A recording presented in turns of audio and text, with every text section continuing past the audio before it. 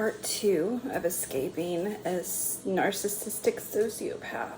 Now, this truly is the worst chapter in my book of life, and it really was a chapter of its own. That's why I split it up into 2 parts.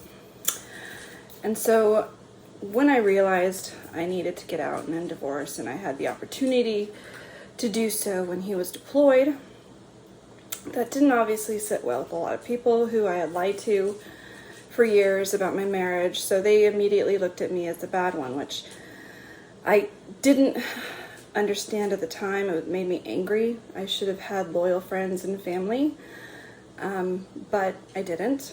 So I kind of had to prove myself at that point. And when we started the divorce process, he made good on all his threats. He was going for full custody. He was trying to paint me as a very unhealthy, horrible mother, which is crazy because there's so many mothers that are crack, cocained up, heroin addicted mothers, and he really tried to paint me as that, and it was sickening. And that was his first mistake. You don't do that to the mother of your child.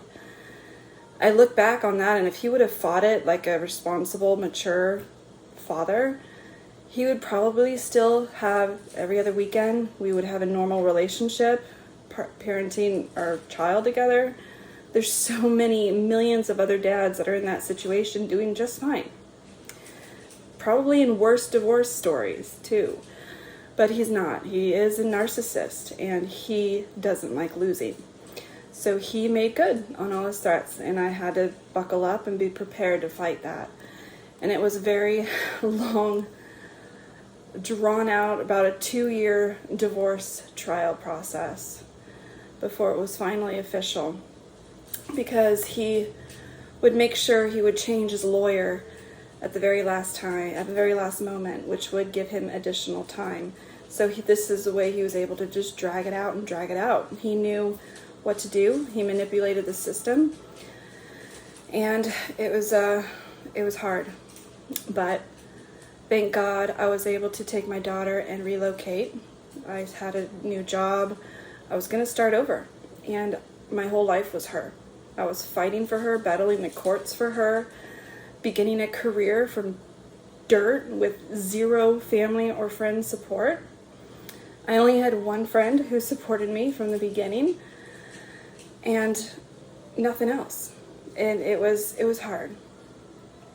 He wanted to be petty and childish, and even though I had told him for years I wanted out and I was done, he never thought I would, right? You manipulate someone long enough, you think you have them wrapped around your finger. This is a guy that can never be wrong. He's always right. You're wrong. And he'll believe his own lies like a pathological liar. He didn't expect me to be able to fight like this, and I did. And I always told my family or friends who had turned against me, saying, now you're telling us all this stuff. Well, we don't believe you.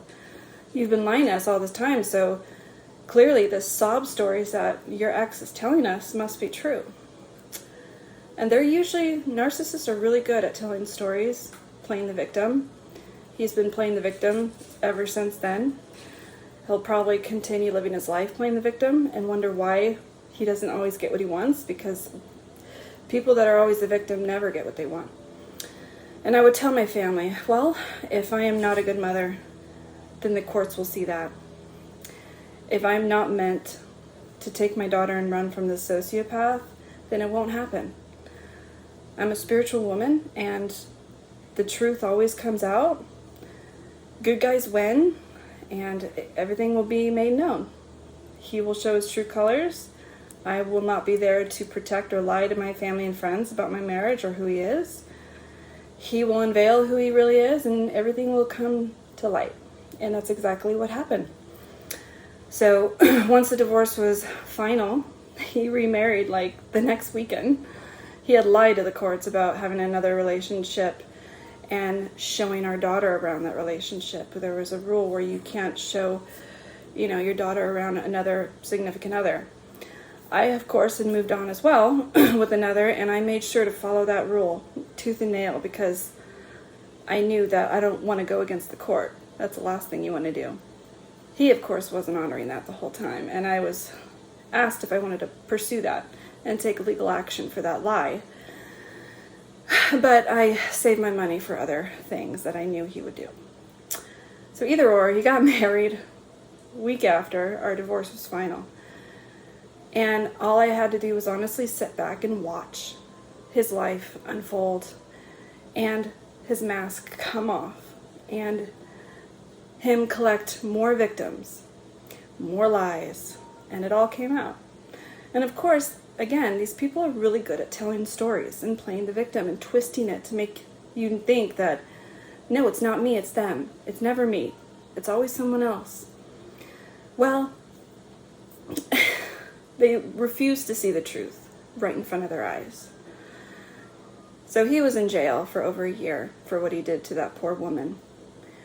And there was another woman that was also a victim on another situation from his school, his college, that had reached out to me and apologized for thinking so ill of me.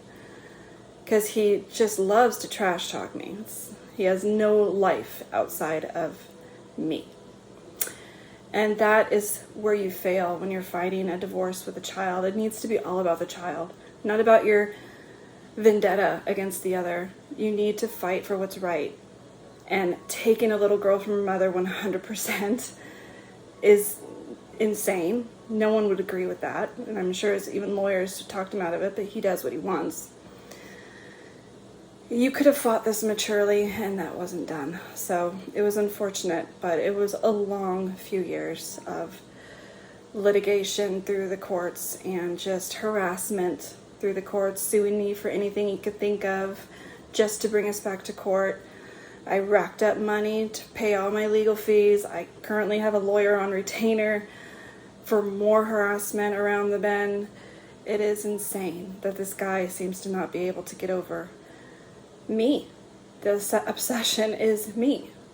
Because if it was not me, none of this would have or would be happening. I'm not a perfect woman. But I knew that I was a battered woman, and I didn't even know who I was when I was that young, stupid girl running off to marry a stranger. It took me years, it took me making stupid mistakes and failures to really find who I am. I will live with regret for a lot of things for the rest of my life, but I can't wallow in it. I can't dwell in it. I have to move on. I have to learn from my mistakes and make sure that my kids grow up to be so much better than me. And that has always been my goal as a parent. And the one thing I tell my daughter, I've always been honest with my kids, including her. She sees the truth. All she has to do is Google this person's name and she sees facts. I've told her my mistakes. I've told her the part I've played. And that's one thing she loves about our relationship is the transparency. And how I tell her, you're already better than me, so keep it up. That's how I'll know I'm not a failure as a parent. If you make better choices and be a better woman than I was. And that's really the key to motherhood, right? You want to raise kids that will hopefully not make the same mistakes as you did, that will be wiser and have an easier life if possible. So, harassment still came from his side of the family, the hypocrites. Boy, did their true colors come out too. All the shit that they would say about this guy when we were married. All of the stuff about his personality, I'm like, man, I'm going to keep my mouth shut because that is 100% true what you're saying about him. But the minute you divorce, they turn and they flip the switch and I want to pretend that he's a great guy. If they only knew the stuff that I had lived with during that marriage, but they know who he is. They know who he is. But they're family, so they're loyal, right? Something my family lacked at the time. But they pulled some shady shit, even digitally harassing me. I made sure to put one of them in their place about their own imperfections. Don't come at me with mine, because I will come at you with yours, and I'll be better at it too. No matter what, I continue to remain strong, and you really do grow from a situation like that. You learn what you can, and you get stronger from it. I've managed to protect my daughter and always put her first, and that's why I keep winning. If I was not doing what was right, I wouldn't win. It would have been me that went to jail. It would have been me that had a second divorce on our head. It would have been me not being able to move on and live with all this shit. But I have strived to do what's right, to own up to what I did on my end, forgive myself, forgive others, and move on. And unfortunately, not a lot of people are able to do that.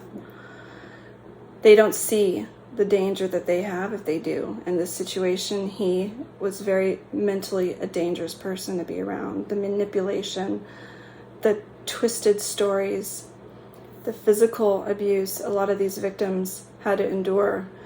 He wants to say he was provoked. There's no excuse to touch a woman. Never.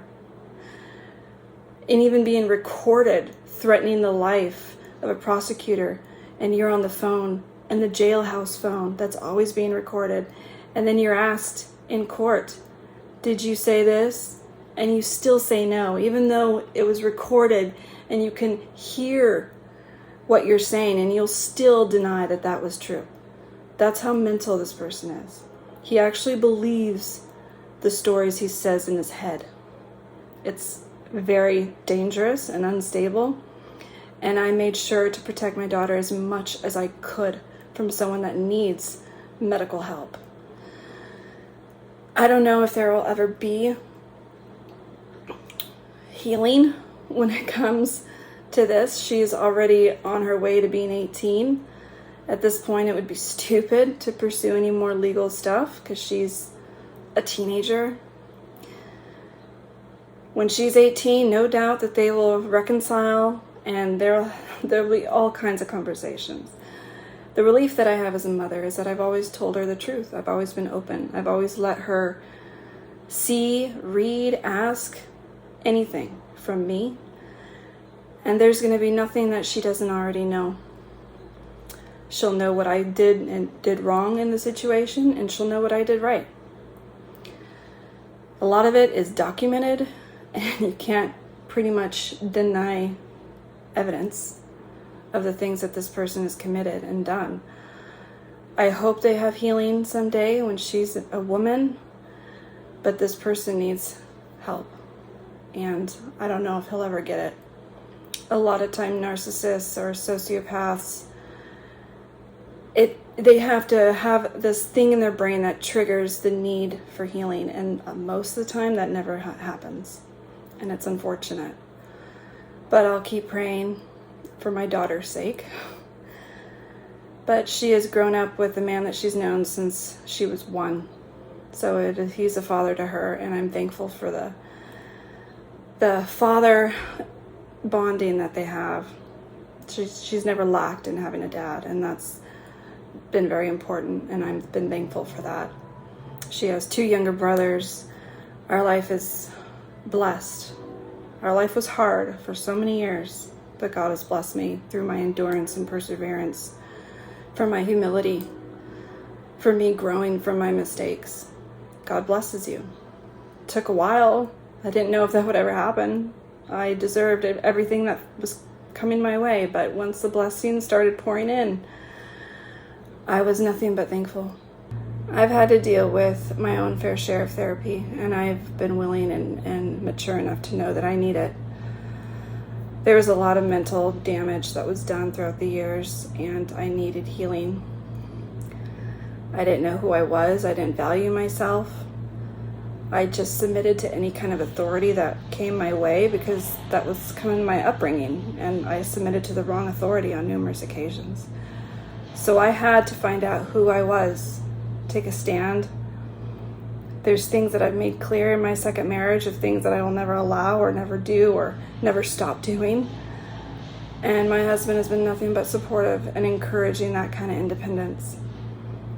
So you really need to find healing when you leave a narcissist, because they will do a number on you. Mentally, physically, it'll affect you in so many ways. So I recommend EMDR, but definitely therapy. I hope this story has been encouraging to some women out there. It is a long, long battle, but if you stay the course and you mentally stay focused on something greater than yourself, you'll get through it.